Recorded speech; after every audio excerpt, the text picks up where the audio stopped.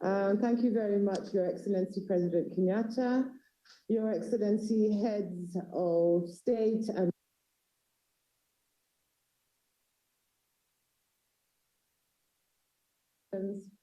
colleague ministers. It is my distinct privilege to highlight key elements of the draft communique that will be issued after we close this meeting. It will be circulated to all of you for your approval, but we thought it was important for you to note some of the key components of it to ensure that we were able to capture the spirit and the power of this important summit. The communique will start by noting that heads of state and governments of member states of the African Union and the Caribbean Community, CARICOM, met virtually for the inaugural Africa-Caricom Summit, hosted by His Excellency Uhuru Kenyatta, President of the Republic of Kenya, on the 7th of September 2021, under the theme Unity Across Continents and Oceans, Opportunities for Deepening Integration. The objective of this historical summit was to reaffirm the bonds of ancestry and friendship between Africa and CARICOM, and to build a foundation for lasting engagements and partnerships between the two regions for a collective future. Key components of the communique are as follows.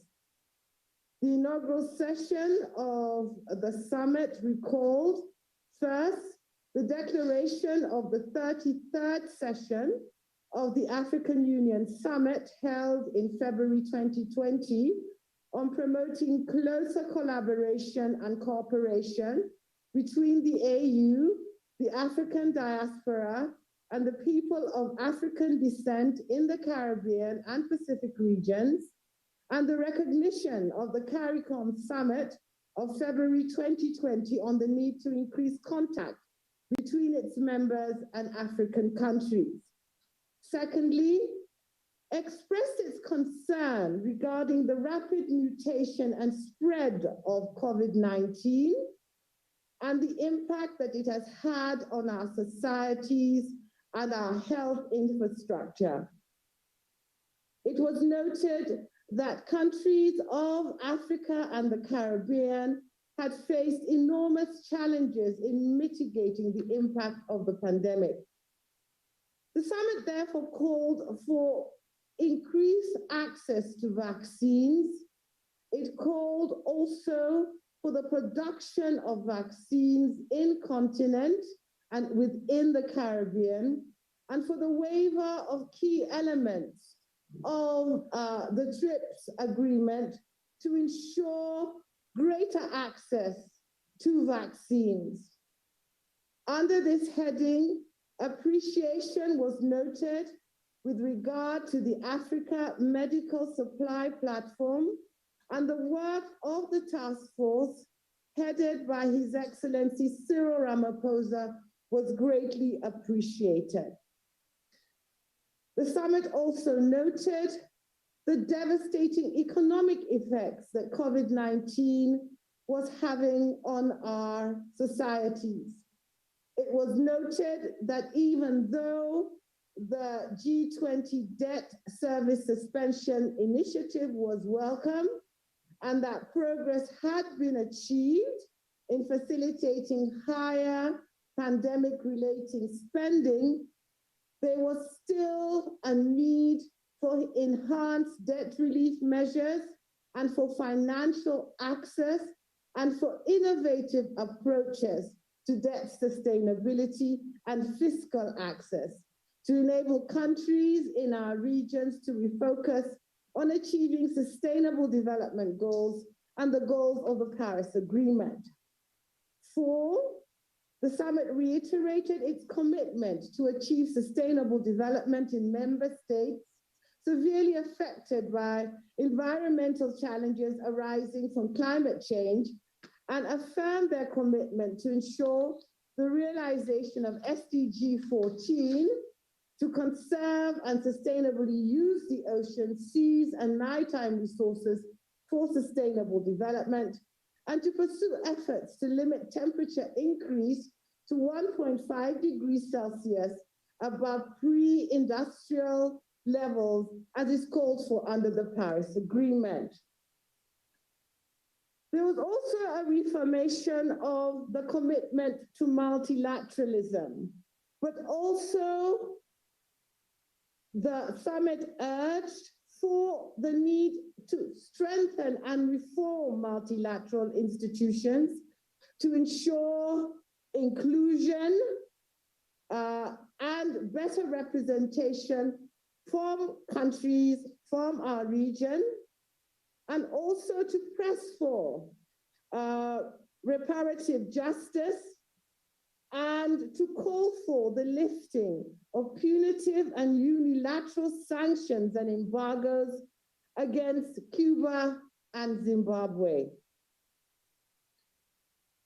6, the summit noted the need to address mutual economic and communication challenges within the spirit of South-South cooperation, and in particularly to collectively endeavor to exploit the blue economy and technology for the advancement of our peoples. 7th,